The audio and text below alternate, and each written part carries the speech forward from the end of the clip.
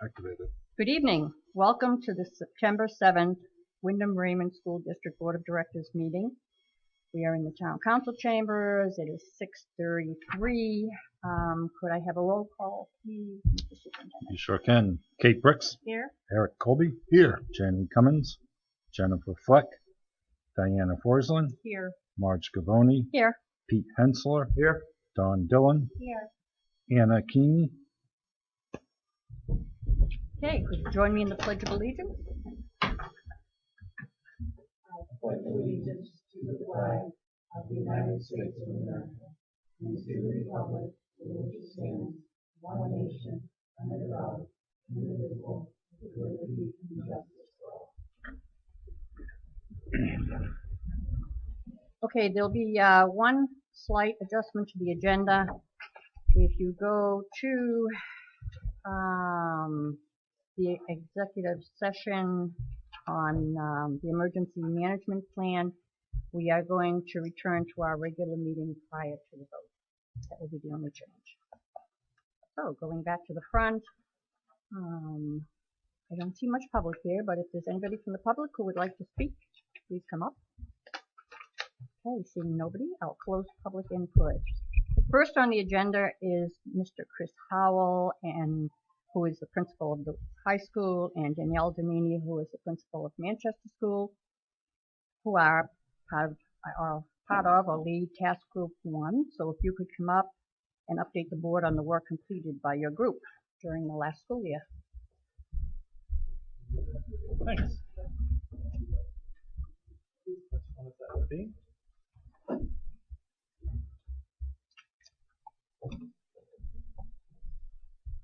And I do apologize because we did try to get you in before at the end of the school year, but we ran out of time. We ran out of time.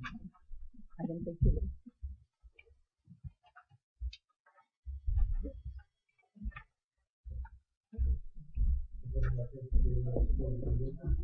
Yes, I am. Do you have another one? Sheriff. Yeah.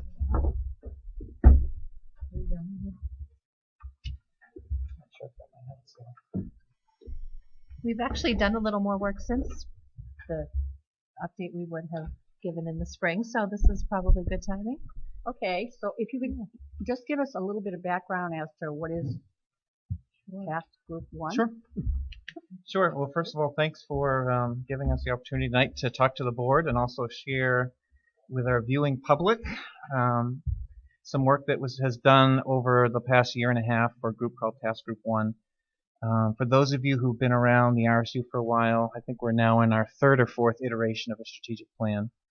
And Task Group 1 actually comes from Goal 1 of our last strategic plan, which was about proficiency-based instruction, student-centered instruction, and working on this transformation of the district from being students working through the system based on seat time to students working through the system based on proficiency.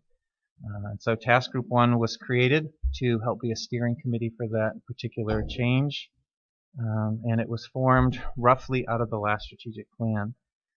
Its focus has been proficiency-based work, standards-based work district-wide, and it consists currently of a building administrator, and usually it's the principal, and then either one or two teacher leaders from each of the buildings. And so really that's kind of the makeup. We meet as needed. I think last year we had the opportunity to meet. Danielle and I co-chaired this probably 4 or 5 times as a Task Group 1. So in the 10 or 12 minutes that we have remaining tonight for our 15-minute update, we want to share with you some of our highlights from the 15-16 year, and then also talk to you about some work that we have planned for upcoming 16-17. So I don't know if you want to go ahead and... I guess just to jump in, I think what might connect you back to the prior strategic plan was that the first iteration of what is now Task Group 1 might have been, if you remember, revolutionary learning. And at that point, we had heard what the community wanted in a strategic plan, and we were really trying to figure out what does that look like, where is that happening, and where are little pockets of it around here. And so that was the beginning of the idea. What it turned into over time, so sort of fast forward 5 years, and what we have here now is, now we kind of know what it is, and this is really the principles that we developed that are on the sort of the 8 principles are really not the what is it and where can we find it, but how can we do it? How can we become really a high-performing, learner-centered, proficiency-based educational system for all the students, K through adult? So this is, it looks so simple on paper, but it was a lot of work to get from the point A, the little seedling that the strategic plan planted. And now I think it's great to see full circle. I remember working on the strategic plan this time and seeing the same themes come up again from the community and just wanting more of that same. And we would say in those meetings, so I remember Kate would say, well, how do you do that? What does that look like? And we'd say, we're working on that. We'll show you at the update. And so this is sort of where we've come. And if I can also just add to that, one of the driving forces behind one of our first tasks was creating the Principles of Student-Centered Proficiency-Based Instruction, which is a lovely pink color headed document. Saving ink. In front of you. One of the reasons behind that is that as we started to make this transition, one of the things we kept hearing from staff and also discussion we had ourselves, what is this eventually going to look like in our classrooms, and what is this going to look like in our practice in the RSU? And so the 8 different principles that you see that are written there have not only been checked as far as going across and getting input district-wide, but in addition to that, we went through this entire process of creating this 8, and then when we got to the final product, we started looking at some research and some other documents coming from organizations that are working on either competency-based or proficiency-based, and the same 8 levels or the same 8 principles kept appearing in all the documents that they have. So we used this document this year as a springboard for a couple different activities that took place in the buildings this year. Number one is the steering committee, which is made up of about 15 or 16 different individuals, took this work and brought it back to each of the buildings so that they had the opportunity to read it over, have a chance to comment. We brought that feedback back to the larger group. In addition, we took what we see here for these 8 things and we sent out an infamous Zoomerang survey to each of the buildings, and of the 270 some odd teaching staff that we had, we received 208 responses, which I thought was great for our particular survey. And through that survey, staff identified for us what are the 2 areas as you look through these of professional development that you think that you need the most help with. And the areas that individuals looked at, if you look at bullet 3, which is really, if you could kind of melt this down or bring it down to one spot, teachers providing clear and measurable learning targets so that students can articulate what they're learning, reflect, and understand how the learning can be applied to real life. So much of that is curriculum development, but then most of that is also how do I take standards and performance indicators that I've identified for my class and how do I make those real and transparent to students. And so in my practice.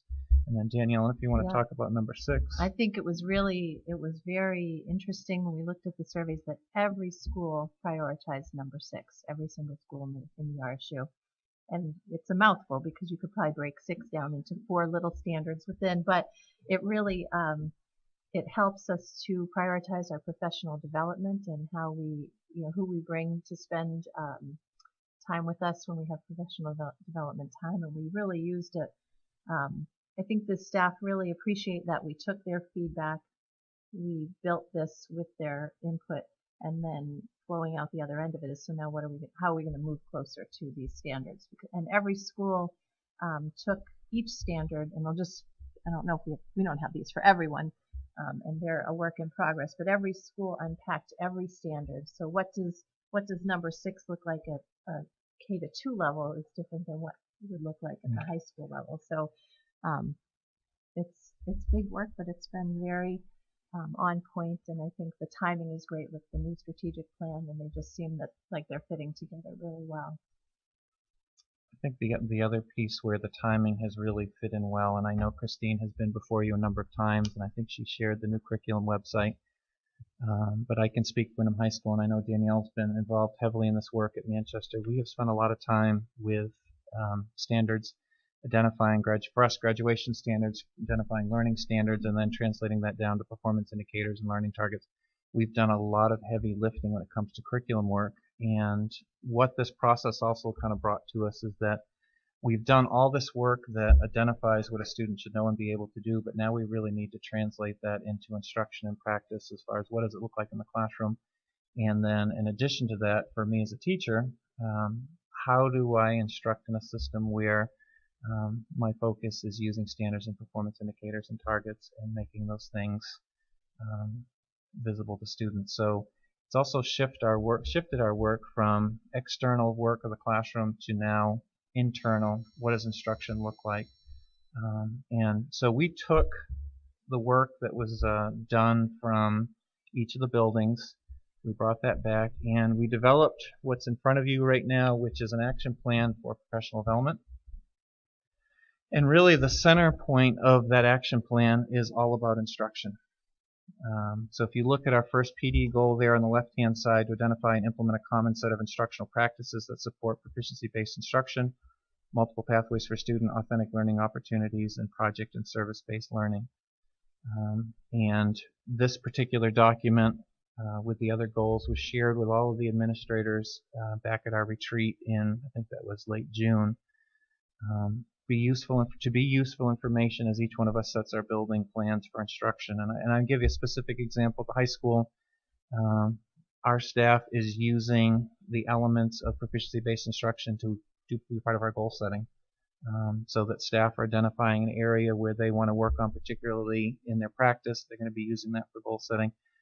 I know that's happening in other places in the district.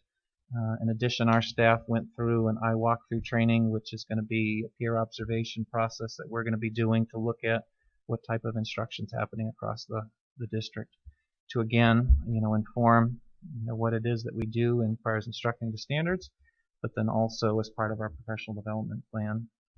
So that was the first goal that we set.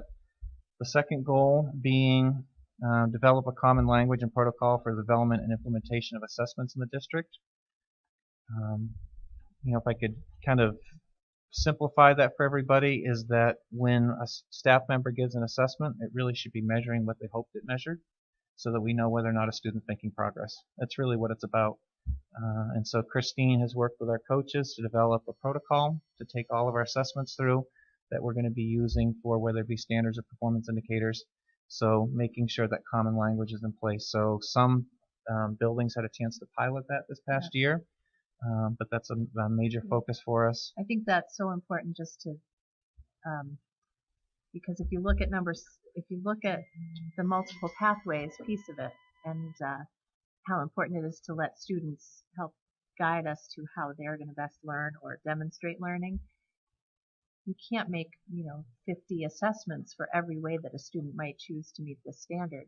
And so it's really important for us to know how to build better assessments so that they're really measuring the attainment of the standard, not how they got there. And so that's what the protocol really helped us do. We worked with that last year, and it was great, and the teachers really liked it and developed some better assessments for everyone to use. And we're still using it in other content areas, but we did it in all the math standards last year. And then the last goal that you see there, increase the capacity of staff in planning and sequencing of proficiency-based curriculum. One benefit that I think has been evident across the district is that there are greater conversations going on as far as what a student should know and be able to do, whether it be in a course or in a grade level. And curriculum can no longer be done in isolation, and I don't think teaching can be done in isolation either. And so one thing that we need to do better as a district, and that's part of what Christine has done with the developing the website, we need to create and use tools that allow us to share what's happening in classrooms so that best practices are being shared across every classroom. I think back to when I sat in Christine's position, I think I calculated when we were just Wyndham, there were 2.8 million pathways that a kid could take based on the number of teachers that they had. We want to make sure that when a student receives a diploma from the RSU, that they are actually meeting all the standards that they need to meet and they're fully prepared to make a decision about what their next step's going to be. And part of that is how do we share all the materials that we're creating. So this professional development plan will be weaved into each of our building plans that we work on with Sandy in our own individual building goal setting. Task Group 1 will be coming together here in the very near future to look at what ways can we support buildings across the district to make sure that professional development opportunities for staff are what they need at this moment.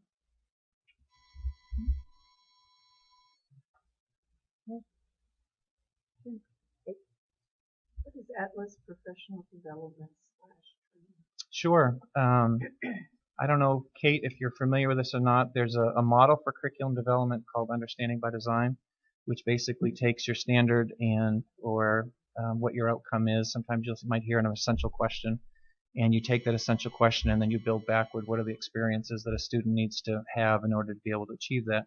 Atlas is an online tool that allows you and I, if we're working on a unit, to build that together online.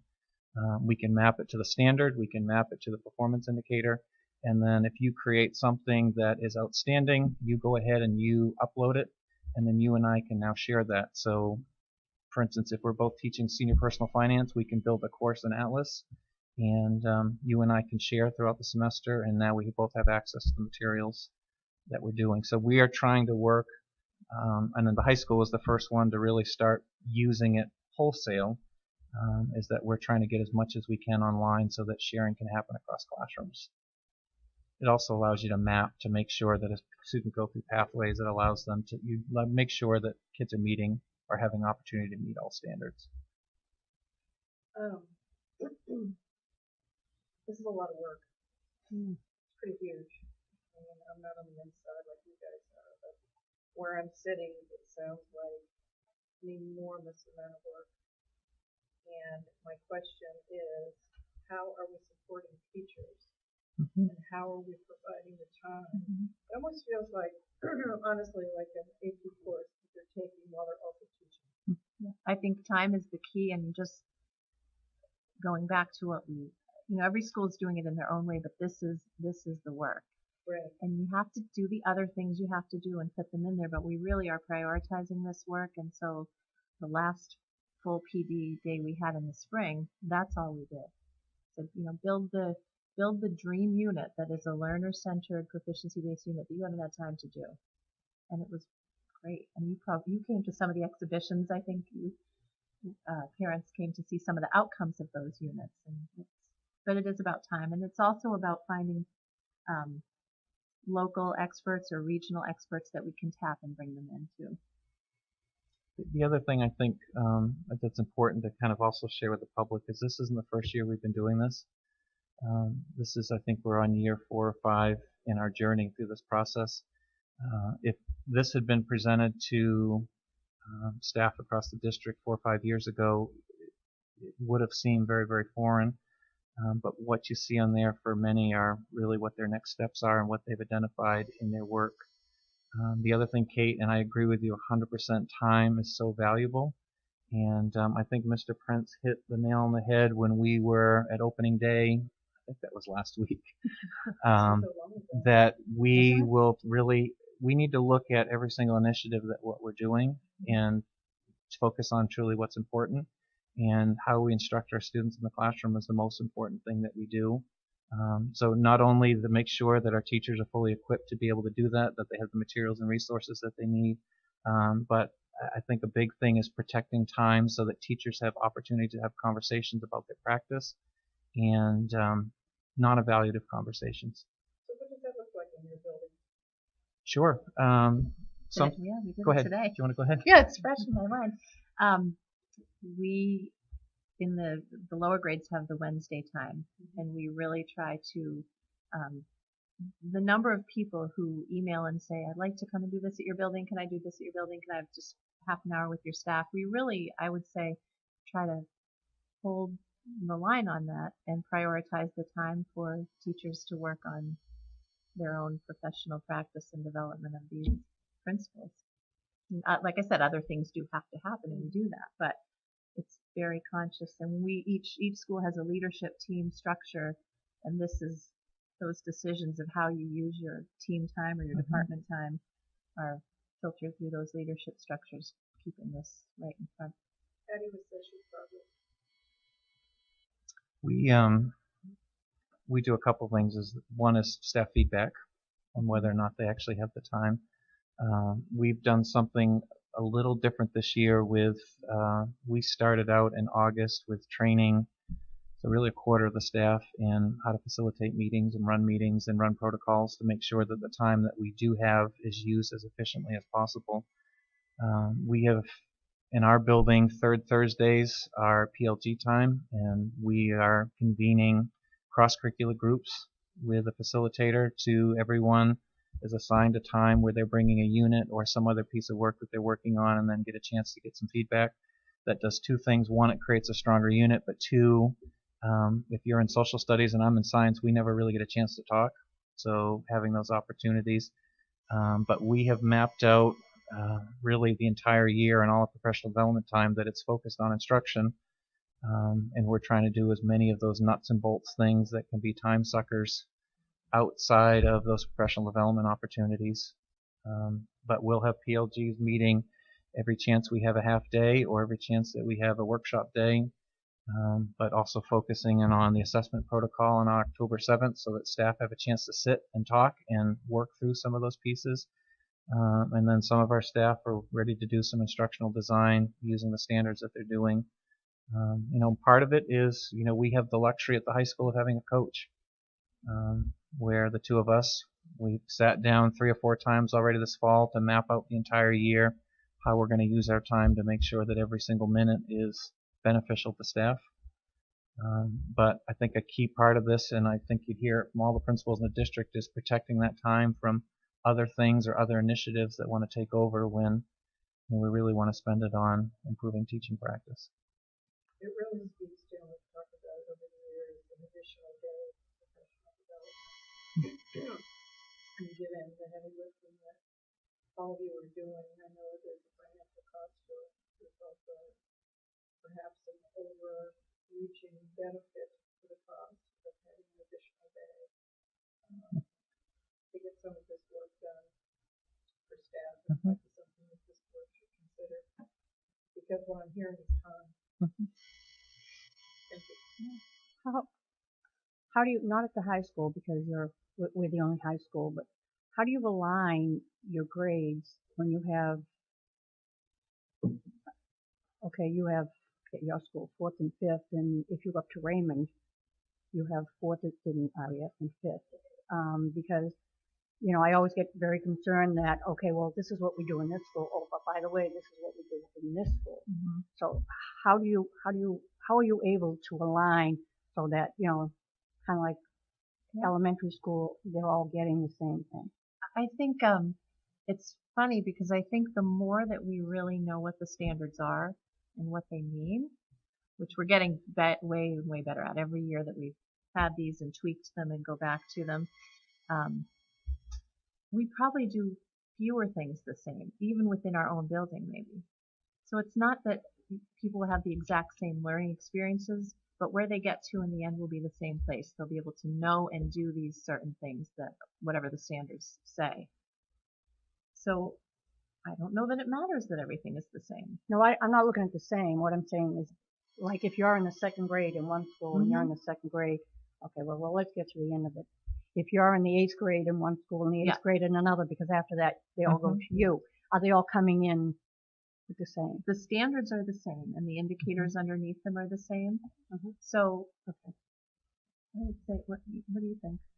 I think we're getting closer to that than we were, because I think years ago we had the curriculum was the book that you bought, and the curriculum was driven by the teacher that taught it. Now the standards drive everything, so it's becoming more similar than different. Well, I think one of the transitional pieces that's happened is that Algebra 1's Algebra 1. It doesn't matter if you take it at Wyndham Middle School, Jordan Small, Wyndham High School. Algebra 1's Algebra 1. Here are the standards that are there. Here is what everyone should know and be able to do. Same thing with pre-algebra. And so those transitional for us, 7, 8, 9 transition years have had a chance to work together in identifying here's what kids should know. And then as they work their way through in math and those progressions, same thing goes with social studies. Social studies had a chance to meet and work on aligning those things to make sure that kids have these particular set of skills working their way up through the system. So I think, if anything, things have gotten a little bit tighter. I think what is the next interesting idea that we've been coming across is now standards don't have to live at a certain grade level necessarily. So using jump rope at the lower grades, we can pull third grade standards for a fifth grader who's working, say, below typical grade level in reading comprehension. But maybe for that even same student, we can pull a sixth grade standard in math if they happen to be strong at that. So it's the proficiency is the key. They're linked to grade levels, and so it becomes a PLP, a personal learning plan. over time. And I think that's so funny that when you think back 5 or 6 or whatever number of years, but we wanted to just jump to writing those PLPs. And quickly along that process, we thought, wow, we're not ready. We have a lot of curriculum work and just mindset work, and I think we have those key pieces in place now. So now we're ready to move down the path a little further. In line with what Kate said, Sandy, we probably should make note of that to have that discussion when the budget season comes around. Okay, thank you. And if I also just could add here, the work that's been done, Task Group 1 and even the other task groups, it's definitely work that we want to do, but also I think it's important for the public to know and for the board to know is that sometimes this work seems like it's moving slow because it's not as much as we'd like to spend all of our time working on this and continuing to move this work forward. School does happen. Events do happen. There are things that we're dealing with, whether it be a crisis or some other piece going along in the building. So it's helpful to have plans like this to be able to refer to. But yes, sometimes the work feels like it's moving slow because sometimes it's only those half days or those other days or department time that we get a chance to continue to move that work forward. And in between, we still are servicing the 3,400 other students that are here on any given day and still making sure that our schools are safe and clean and all the other things that are supposed to happen in our schools are happening. I think like Sandy says, go slow to go fast. So when I explained what we were doing a couple of years ago to a mentor of mine that now she's a mentor, but at the time I had just met her as a professor, and I explained what we were taking on, and she said, "Oh, you're not just rearranging the deck chairs on the Titanic. You're talking about real deep reform." And I went, okay. You're right. You did it. Yeah. So it's a work in progress. So at the end of the year, given this template, will you be able to have a final column that then you could present to us that said, this is what happened? Yep. Yeah. That indicator is a progress column based upon what we've set. I think we could very easily work to present some progress on that. It's going to look a little bit different, I think, in each building, much like different departments in my building are different places, different buildings are in different places based upon support and I think in timelines. But no, I would welcome the opportunity that would be helpful to me to because share. I love this and I love the grid, but I want to know the end result. How did it work? Did it work? What was accomplished? I think what would be fun, I don't know if you all would have time or if it would mesh with the school schedules, but if something, say in number 6, is really that's the multiple pathways and personalized learning experiences and then really the authentic application piece of that. If something's happening like that, we might be better as schools letting you know because maybe you could stop by and see what's happening. It's really interesting when the kids can show you and you can see the real. It's because it's a lot more engaging to do this kind of learning than everybody read this chapter and answer the questions at the end. Just let us know. Yeah. Anything else? Well, it is a lot of work, and thank you guys, because it takes a lot of your time to do this work, and we do this time. And I know that you guys didn't ask for this on Jason, but one of the questions that I thought about, that's one thing development, right?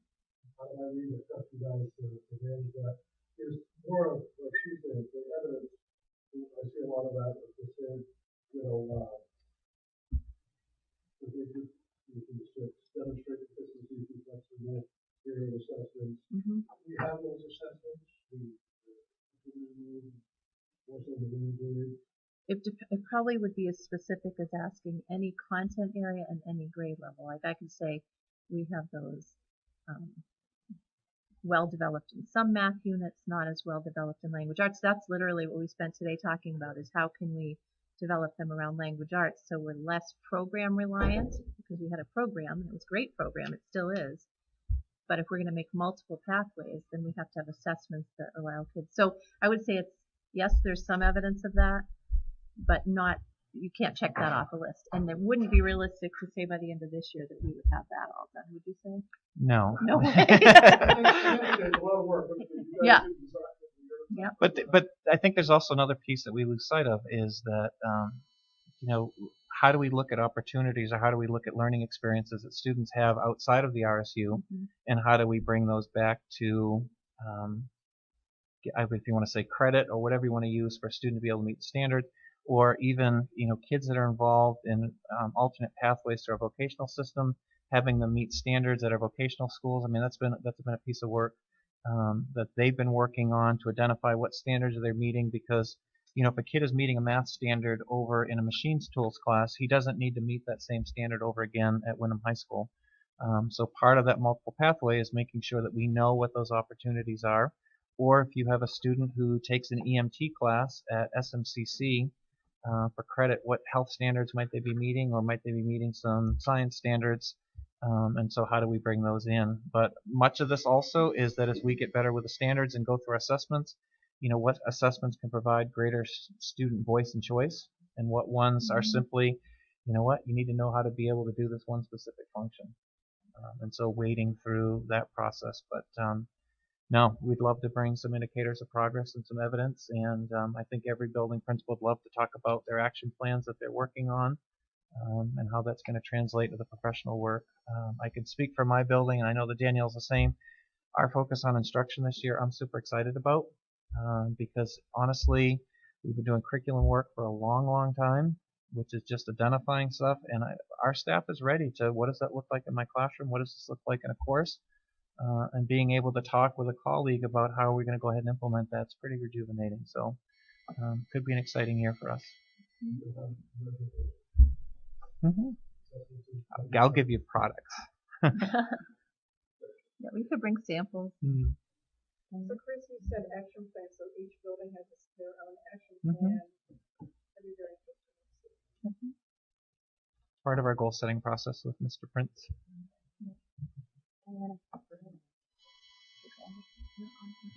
Thank you. Pete? I was just going to say, Danielle alluded to it, but one of the questions that I had that I've been curious about through this is, as we move towards common assessments, as we move towards, common standards, I thought it was somewhat refreshing to hear you say that, the kids aren't going to have the same, it's not necessary that they have the same exact experiences. Because I was wondering, from a teacher's perspective, what's the expectation? As there's all the sharing of the best practices, are they expected to adopt these, or are they just given the option? Here's, if you want to use it, this is what we're finding successful. I'm curious as to whether teachers still have the freedom to teach in a way that they're most comfortable with, because just as students all learn in different ways, I imagine, and actually, talking to people, teachers are more effective teaching in a style that they're comfortable with. Do they still have that freedom? I think another way to look at it, is equity, and that depending upon which pathway I take to the RSU shouldn't exclude me from opportunities. So yes, I would absolutely hope that if a teacher has a group of students and can figure out a way to motivate and engage that group of students that may be very different but is still heading down that pathway to having those students meet the standard, that's exactly what we want to have going on in the RSU. And I think even as we develop scoring guides and rubrics, we've tried to make them as open and flexible. So for instance, in our English department, it doesn't matter what book that you use, so that we're not tied to a certain canon of books. It's, let's look and see what the interest is of students, but there's kind of an open-ended rubric that we can use that could apply to whatever you're choosing for a piece of literature that's going to engage a kid. But what it also prevents is, you're down this pathway, this is where you're kind of stuck. And that's tracking, and that's not what we're trying to do in this system. But it's that equity and that opportunity to learn regardless of where you go through the system. I think where this pushes us all and teachers, and this is the part I love about it the best, but it's not easy, is that I think a little bit gone are the days where this is how I teach, take it or leave it. I'm a highly qualified teacher. I have my master's degree. I've been doing this for 20 years. This is how I do it. I think there's a stronger role here for what do the students want out of this experience, and even if they're kindergarten or 8th grade, 4th grade, that what we're asking teachers to do is really involve the students in helping to develop those. Not the kids decide everything all the time, but just that's a real fundamental piece of this work. So I think it does push teachers a little bit to start checking in with the kids, and we've practiced some tools and protocols to really help embed that in classroom practice, and that's ongoing work too, because you say, yeah, I check in there, they look happy to me, but really it's a thumbs up. But really teaching teachers how to pull out of students what are their aptitudes, what are their strengths and weaknesses, and help develop that. So I think when teachers come and ask, can we do this thing? If we team this way, can we teach this way? Can we do this unit? I think we want to have a strong bias towards yes, because we want people to be happy. We want them to feel, engaged in the work. And then we say, and how does it support, these principles? So we're always filtering it back through this. Dawn? Well, I thank you for all your hard work doing that. It's quite an accomplishment, and I do see a lot of progress. I've seen the students present, and it seems like what they've learned in that unit stuck with them so much more because they were kind of in control of how they presented the material, so they knew that material. So it is really exciting, and I'm glad I was able to do that. I think that this is the hardest work probably, but it's the fun. This is the fun stuff, like you said. Maybe wordsmithing curriculum, not that fun. This is fun. And it's all really reflected in the excitement of the teachers when it's clicking, and the students for sure. So it's awesome. So we'll send invites. Anna, do you? I just came in for the tail end of it, but I do have to say I feel like I'm lucky I have kids in elementary, but in high school as well, and it's just really just beautiful to do.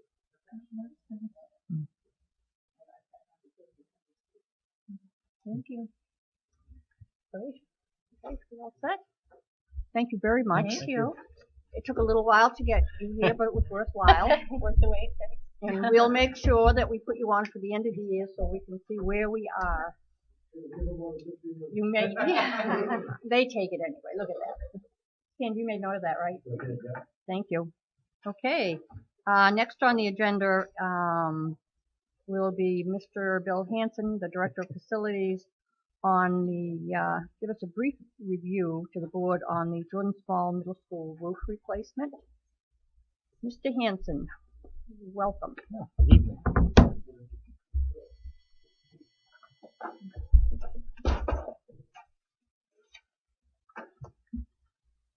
Did you all receive the kind of the summary that was sent? So in order to keep us on time rather than going over that, I think I'll ask if there's any questions to where we're at with that summary. Yeah, well, yeah, just do it briefly because, I know Anna wasn't on the board. Okay, so you're all set? Yep. Okay, great. Thank you. Okay, I know, but for the benefit of the public who Sure. who might not go back quite that far, could you do it like very briefly, because I know it's been going on for a while and it is part of the capital plan. Okay, great. So this summer we actually bid out the replacement of the roof. Yeah, we did it in phases, and we also did it as a firm bid over a 3-year period. As you can see from the results of the bid, you're talking a little over $500,000 to replace that inverted roof. I think it's considerably less than the budget number I'd given before. I'm happy to say that. So that's good news. I think we got favorable pricing. I'm pleased with that. So For those who aren't familiar, the Jordan Small school roof is an inverted membrane roof. So real quick, what that means is the membrane is on the bottom of the roof of the top of the roof. Then you actually have insulation and fabric and then stone on top of that. So if you can picture, it was like I'm gonna take a salad bowl and putting your salad in it, and then having a hole in the bowl and trying to find where the hole is. You have to get all the salad out of the way to find that. It's really kind of the way that roof is built up. On all of our other buildings, other than Jordan Small, we have a roof system with membranes on top. You can inspect it, look at seams, and check it out. So the new roof we're putting in, it will be a fully adhered EPDM roof system, similar to the rest of the roofs we have in the district. So that's where we're at. What I'm asking for tonight is for you to give permission for the assistant superintendent to enter into a contract, which is contingent upon a few things. One is funding from the board. Is one of the things that would be, funding as far as school funding and approval of the school board. So the way I see this playing out is that we have some money in the capital reserve put towards this project that was funded from last year. Obviously, we're not going to replace the roof. I do not recommend we replace the roof in the fall and the winter. This would be start next end of the year when school gets done. We would start it, and my goal would be to really try to get phase 1 with the alternates and phase 2 done next summer. We get 2 out of the 3 because we didn't get 1 done this year because of the timing of the bid and the overall costs. We could choose to push that later, but I'd really recommend we don't because the pricing was based on 3 years, starting with this fiscal year, the following fiscal year, then the third fiscal year. So that would be a recommendation that we get phase 1 with the alternates and 2 done this next summer. I think it's very achievable, and then we would complete the project the following fiscal year.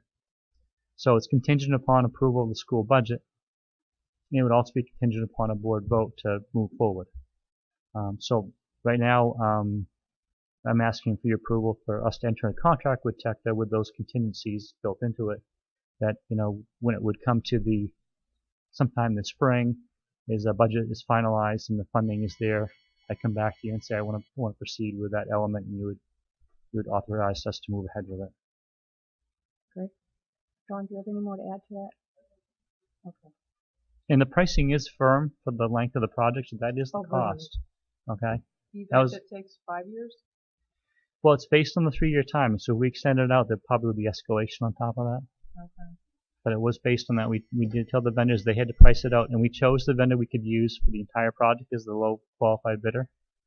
Because the last thing you want to do is have vendor 1 do part of the roof, and vendor 2 do the next part, and vendor 3 do the third part. It would just be a nightmare as to who owns the issue and where you stopped. And so that was the way that we determined the low responsible bidder.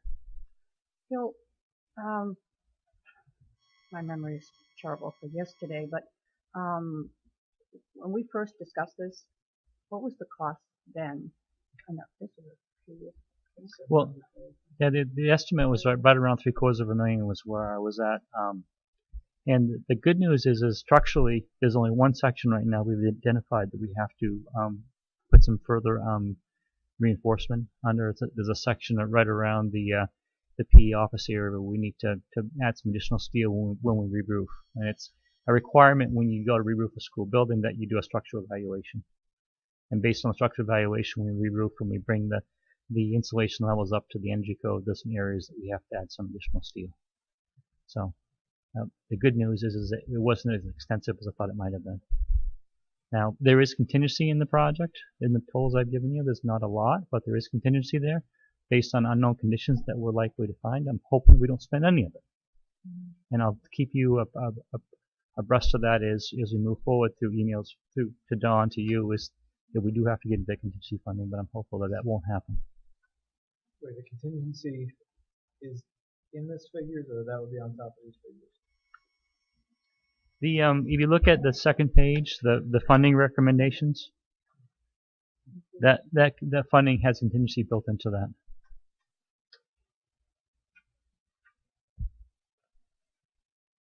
So if you take those numbers, add them up, it's going to be more than what the bid total was. Okay. Correct. Okay. Thank you.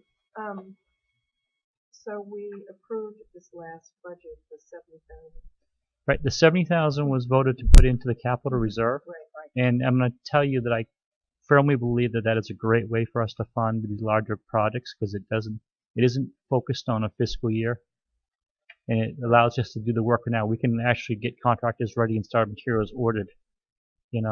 When we have a budget that's approved for the next year, we can already start that with some money in that. So we have 70,000 in that right now, which is So you I can. guess what I'm getting at, yes, and I love that mechanism as well. When I look at the set, okay, we have 70,000, and then I look at phase one, the first prop chart. How much do I can't quite figure out how much it's going to cost. If you go to the second page, what we'd have to budget for fiscal year 18 would be $286,650. So we're not, I know, but I'm looking at the sequence, and it says phase one. Yeah, and in my recommendations, we would do phase one with the alternates and phase two next That's summer. 90. Yeah. Is that what you're saying? So that's Yeah, 90,000, and yeah, you're saying yeah. we only have the 70. That's what I'm trying to Okay. Thank you. Correct. Yes, I saw that. Yes.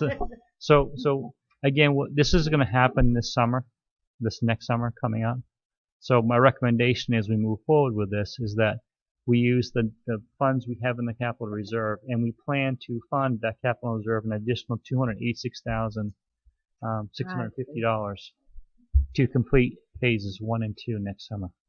So you move the excess money into this 2018. Well, it would be So the bottom line is right. So phase 1 and phase 2 would be next. It really gets completed next Got it. fiscal year in reality because Mhm. school being done the middle to the end of June, there's no way I could complete that project. It's really going to be probably an 6-8 week project to get it all done. Those two elements done. So it will be completed. So what I want to do is enter into a contract that's contingent upon the approval of the school budget and school board final approval. So those are the contract I'd like to write and have Dawn and Tech to America sign. Then we'll realize I'll be coming back to you probably sometime in May or June, shortly after the school budget is approved, for you to vote to proceed with phase 1 and 2. Then at that time you would have that money slated to go into that reserve fund. So I'm not asking you to spend money you don't have if that's your concern. No, I want to lock in the contract, and they understand the contingencies around public projects and public funding. But I like to have it inked up so we hold this pricing because I think that we'd see a pretty big increase if we break it up into separate phases or we cut it back, and I don't want to incur that additional cost. So Yeah. you'll have another vote on this to approve us to proceed with phase 1 and 2. Would be shortly in June after the budget is approved. okay. Just curious, if you were going to go with Tech to America, do they sign a proposal form? How do you do it? The contract we'll put together will have a payment performance bond in it. Yeah. Because it looks like you're heavy on one, right up to 3, it's suspicious on 2. But that's what I Yeah. Well, what's interesting to me is how close the numbers are when you look at a little over $500,000 job. There's somewhere around $40,000 in differential in there, which certainly is a lot of money. But on so and Okay. we did use just so you know, to make you a company is as I do work with Walter Barstow, who Independent Roof Services does a lot of my roof specs for us, and then also the structural work was done by Lincoln Haney Engineering, who has been our structural engineer. So I've worked with them on this project, so that's kind of the backup of the horsepower behind what we've done, just so you know. Okay, great. If there's no more questions, if I could have a motion. I move to select a contractor for the Jordan Small School roof replacement. The low responsible bidder for the work is Tecta America, New England LLC, Portland, Maine. Second. Okay, we have a motion and we have a second. Are there any comments from the public? Seeing none, close that. Any comments from the board? I think we've had our discussion. Okay, all those in favor? It is unanimous. Thank you very much. Thank you. See you in a little bit, Bill. Yep. Yeah. Okay, moving on. We have this evening one appointment. We're still trying to fill up those vacant positions. So if I could have a motion, please. I move to approve Thomas Offit, a social studies teacher at Wyndham High School, who has a doctorate and a salary of $60,162. Second. Okay, we have a motion to approve for the 2016-17 school year, and a second. Any comments from the public? Seeing none. Any comments from the board? All those in favor? It is unanimous. Moving on to policy. We have one policy this evening. Kate, if you want to just give a brief. I know you're tired looking at this one. This is the second reading for the parent involvement in Title I program, and Christine Hessler, Director of Curriculum, recommended that we make some revisions so that we were more compliant, specifically because we will be audited this year. And we looked it all over and tweaked it, and we're happy with it. And the 3 attachments, which are the individual elementary school handouts that are given to parents that we wanted to make sure are available on the web. So this is the second reading for that policy. Okay, with no change, right? No change first. Okay, great. Okay, if I could have a motion, please. I move to approve the second reading of policy KBF, parent involvement in Title I program, and see attachments A, B, and C for each of the handouts. Okay, we have a motion and second. All those in, is there anyone from the public who wants to speak on this? Seeing none, we all set with the board? Those attachments we did receive for the first reading, so we did get those previously. Okay, all those in favor? It is unanimous. Thank you very much. Okay. Next, I don't know, Mr. Davis, do you want to give some background here, please? On Yes, the thank you. proposed construction project of the Wyndham Middle School? I would be happy to do so, and also just want to communicate to the public clearly that while this says proposed construction project, this is in its infancy stage. We've been using words like possible as opposed to proposed, but in working with the attorney, they felt that we needed to put in language that clearly indicated that there may be a project down the road that would be approved both by the board to go to the public and then the public after that in a subsequent referendum vote. So in any event, what's happening is we have worked a number of years to determine what would be necessary for the community in terms of the Wyndham Middle School, in the fact that it is currently in a situation where we have students that are now into the Field Allen site as a result of the core building being at capacity. And so that there's been a number of committees over years that have studied all of the facilities within the district, but this at this point in time is at least taking priority for the Wyndham community as we proceed. So what happens is in the state of Maine, one needs to go out to request for proposal for architectural engineering firms whenever state funds are involved. In this particular case, as has been communicated in the past, there won't be state funds forthcoming as we ranked relatively low across the state for the last iteration of funds for school construction, and there's no current dialogue and discussion at the legislative level to infuse more money. What I do know after talking to the state officials is that to the extent more money would become available, there would be a brand new rating cycle. We would anticipate that those communities that were not successful in funding would still be in a place where they would be looking for funds, and so we would be in pretty heavy competition.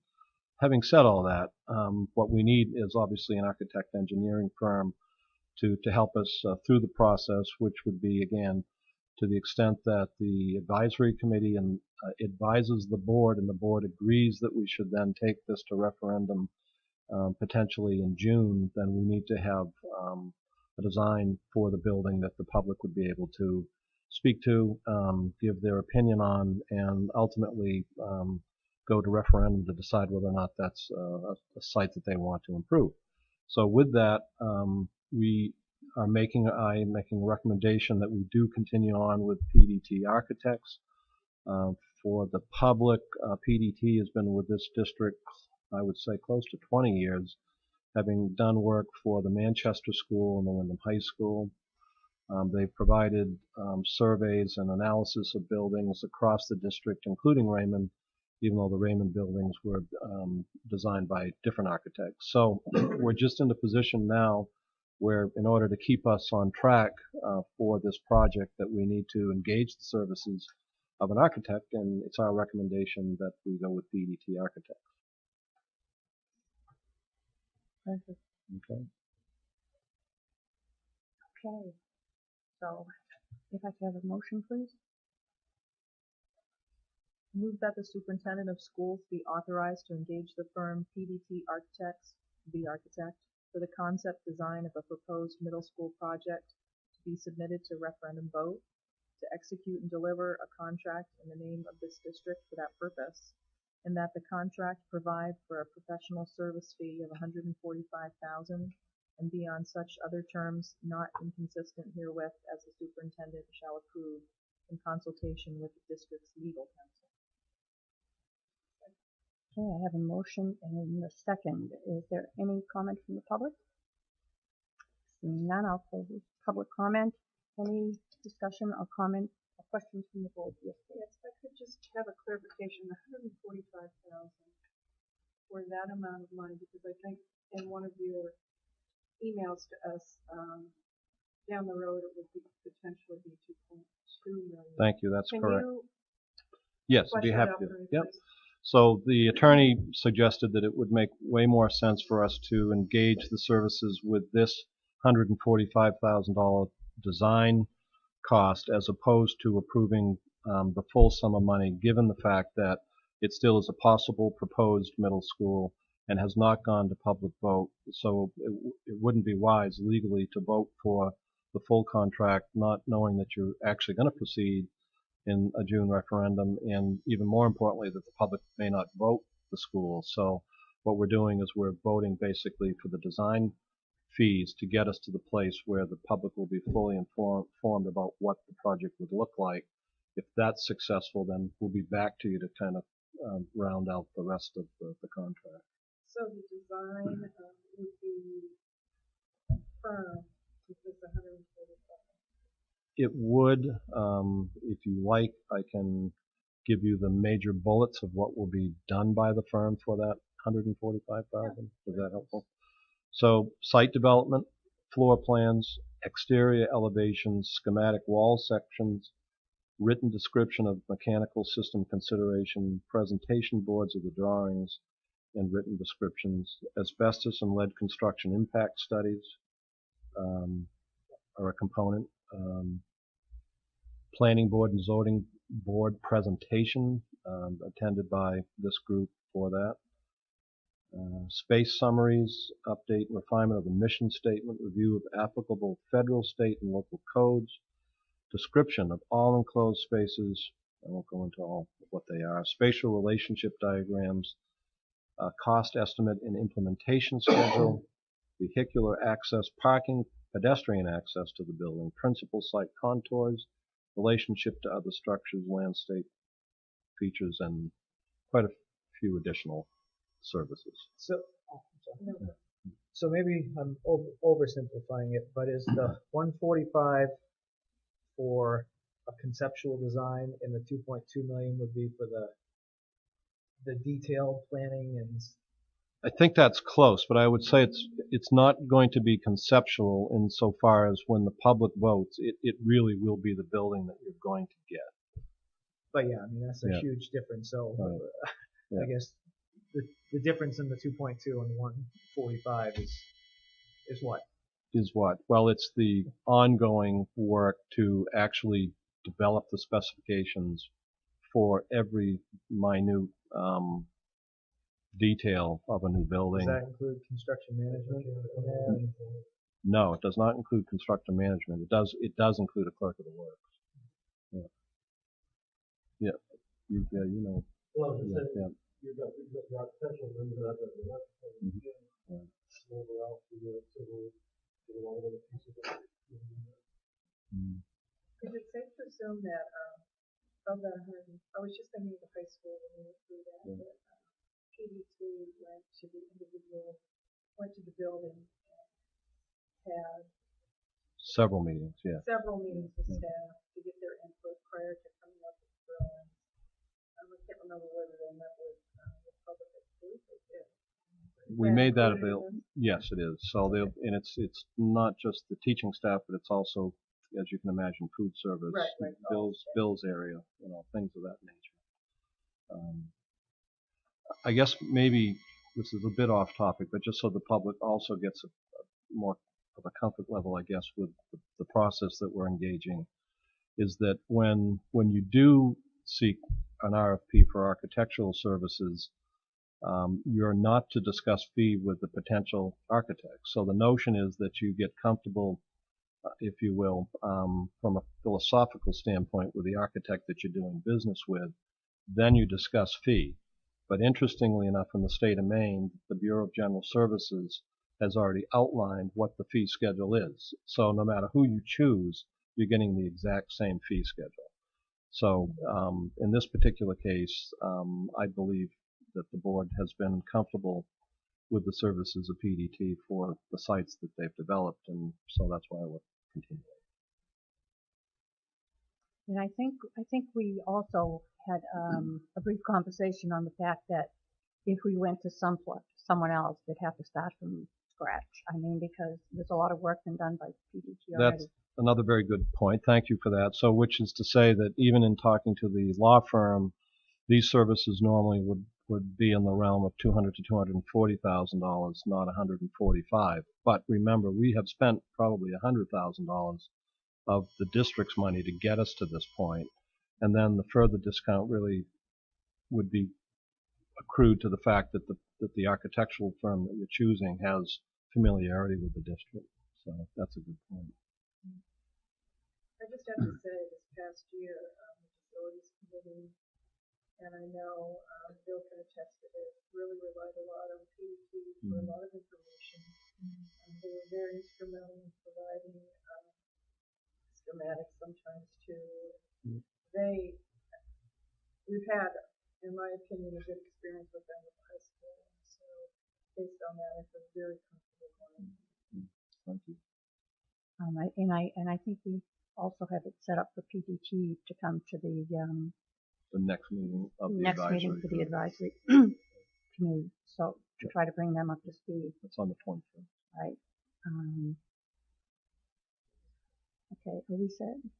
Okay, I know I had already closed public, but I'm going to reopen public again if you want to. So you need to come up to the mic. Oh, I'm sorry. State your name, please. Stephen Signor, Wyndham Eagle. And I just wanted to make You sure mean that... the paper, the Wyndham Eagle? Yes. We have. Sorry. You are not the eagle, right? No, I am not. Bald eagle, maybe. Okay, sorry, go ahead. No, that's okay. I just want to make sure that I'm on the same page. So by approving this, does that mean that we're on track for a June 2017 referendum? It means we're on track from a design standpoint, but Okay. we are not at all close to having the advisory committee recommend to the school board, who then has to determine whether or not they want to put it on a ballot. So all we're really doing is making sure that we have all of the data that's required for this body to make a decision as to whether or not to go to referendum. Okay. All right. Thank you for clarifying that. And we would have to do that by, I never remember. I can't back it up. I don't know if I it's... never remember the backup time. A number of days. I don't know if it's 90. Remember. I can't remember. But there is a time frame in that we want to go in June. We have to make the decision prior to that, and I can't remember what that time. We is. can provide that to the board and to you. Okay, and That'll come that was later. my next question. How could I obtain that information? You happy to email me? Like a type. Okay, Yeah. sure. Yeah, we can do that. Okay. I'll see you after the meeting. Okay, great. Okay, Thank you very much. thank you. Okay, are we all set? Okay, all those in favor of contracting with PDT? It is unanimous. Okay. Next on the agenda is an executive session on our emergency management plan. We do have a shift here. The agenda calls for us to vote. While we are in there, we will not. We will return from our meeting and then vote. So if we could have a motion. I move to enter into an executive session, to discuss the emergency management plan, and then to return to the regular meeting. All those in favor? Second. Oh, sorry. I know. You in favor? Oh. Did you raise? All those in favor? We are now in executive session. Thank you, Bernard. All right, you're on. Okay. To approve the RSU 14 Wyndham Raymond School District's Emergency Management Plan for the 2016-2017 school year. Second. We have a motion and a second. All those in favor? I think we've already had our conversation. It is unanimous. Thank you very much. Thank you. Mr. Hanson. Okay, if we could have a motion to approve the minutes. Second. I have a motion and a second. Are there any questions, comments from anybody on the board? Okay, all those in favor? It is unanimous. Okay, committee reports. I don't think too many committees have met yet. I don't think finance has not. Facilities coming up. I can give you the dates if it's helpful. I can give you the dates of the upcoming meetings if it's helpful. If you would like. I'm happy to. Please. Yeah. Finance will be meeting on the 5th of October, 5 to 6:15 in the superintendent's conference room. The facilities advisory group's meeting on the 21st and 28th of this month between 3 and 5. That's the Wyndham Middle School advisory. Yes. Okay. Yep. And policy, I believe you scheduled for 9:15. I don't know what time frame that normally is. It varies. Okay. It's a surprise. Okay, thanks. And then the other one is the facilities committee. Yeah, the 19th at 10 o'clock. And yeah, and I have not received a schedule yet. Have you? From the technical schools? Yeah, I haven't seen anything yet from Taz or Westport. There was a meeting. I think everybody got the minutes of it from the Wyndham Middle School Advisory Committee. And it was basically just going over general, okay, these are kind of like the ground rules, trying to bring everybody up to speed, which was a little difficult because some of them have not been involved in all the conversations. The good thing is one of the Kim Hartwell was on our previous advisory committee that we had, which was good. So, and thank you, Michelle Jordan. Jeff Vermette was not able to make it. So the plan is to bring PDT into the next meeting, hopefully to bring some of these people up to snuff, because even those folks have been kind of like out of the loop from where we were the last time. And the other thing is we'll probably be looking back over, and it might be a good idea to come, I think, to one of the meetings with all your infographics. And I mean, that was like a great way to show where we were, to try to give them like a brief history. I think we can do it probably better than anybody. Yeah. Yeah. So that might be good. And I think it would probably help, because the meetings, there's two, one on the 21st and one on the 28th. Both of them are at 3 o'clock at central office. So if you could make one of those, and then you could just let us, let Dawn or Drew know ahead of time. And that would help. So it was kind of like just a general get to figure out what's going on type of thing, and reminding them that they're not designing the building and exactly what their job was, and they're fine with that. And I think Drew is planning to come before us to give updates as it goes along. So that was it with that. There's nothing on the iBoat yet, right? You're going to check on that? Yeah. Can you tell Anna what the iBoat is? She wasn't here. Briefly. It's a small boat that has a sailboat that has a GPS. They set it out. They usually have a lock for them to take it out for the waves. And then it goes.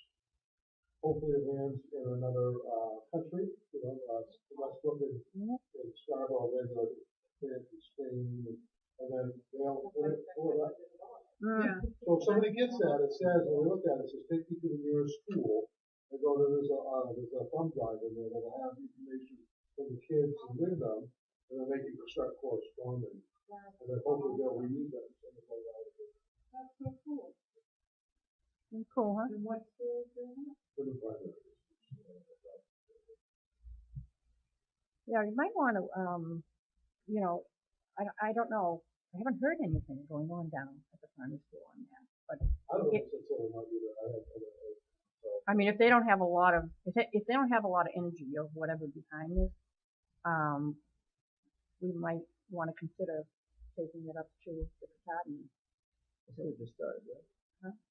Well, we had it last They year. had it last year. They had it the whole year. It's kind of like it's moving around. It's kind of like an orphan that nobody seems to want to adopt. I have no idea. They're really loud now, so.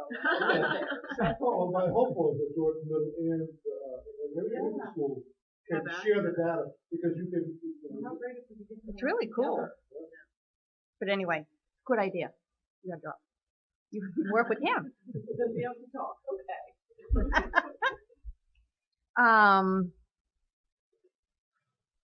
I don't.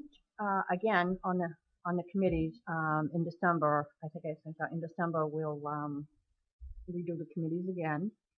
So everybody kind of be thinking about what you might be interested in.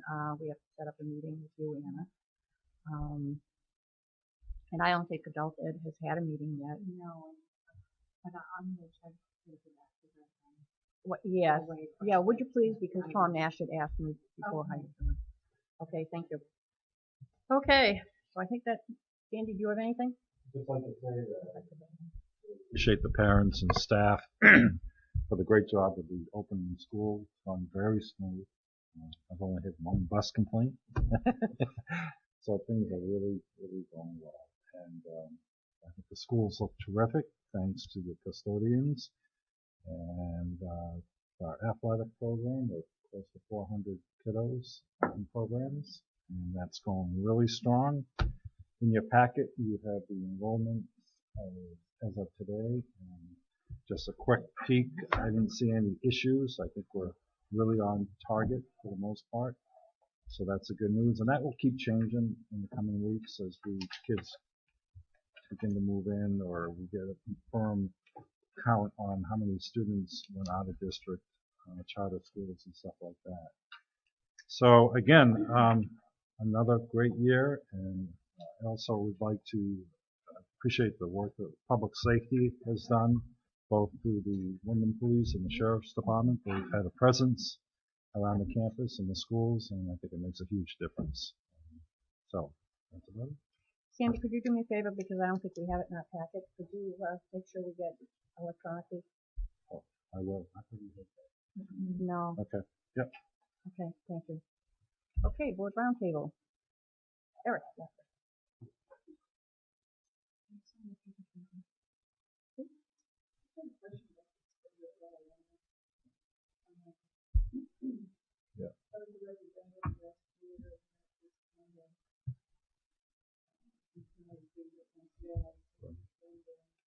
Heather Perry and I, Superintendent Gorham, and I met over the summer, and we thought we'd give the first month a time for most of the other people, new superintendents. So we have a meeting scheduled, I think, the first week of October, just to kind of educate them on the past, what the SEA was, and do they have any interest to get it sort of reestablished. So I'll keep you posted.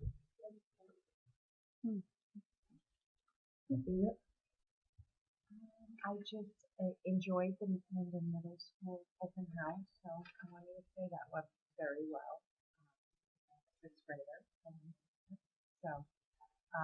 and she started cross country, so she's excited about that, and got to run all over the muddy trails, I think. But it was all good. And that's it. Jenna? October 15th. Why is that not over, please? Amy's favorite part of this, October 15th, Wyndham Chamber Singers has a really big, exciting concert. It's a night of Queen. They actually have a Queen cover band coming in. I think his name is Sean Slaughter. And it's an entire night of Queen. It's going to be really amazing, but tickets are already on sale, and there's not a lot left. So grab them while you can. And also at the end of this month is the Raymond Elementary School Color Run. So a couple of big things going on. Great. Excellent. I just wanted to, we don't have a lot of viewers. I understand that. But for those that we do have, this November we have 2 seats that are available. We actually should have one that has right now no one running for. One of our board members is not going to rerun. So if there is anybody out there who knows of anyone, and this is a Wyndham seat, who would be interested in finding more out about being on the board, you can contact anybody that's here. It's I'd like to say it's just a nice Wednesday night out, but that's not quite the case. There's a little more involved than that. So give some thought to it. I've asked around. I have no takers. Yeah, do we know what by that date is? September 20, you know it. 24, 20. It's early. Yeah, it's not that. I think it's 24, something like that. But it's early on.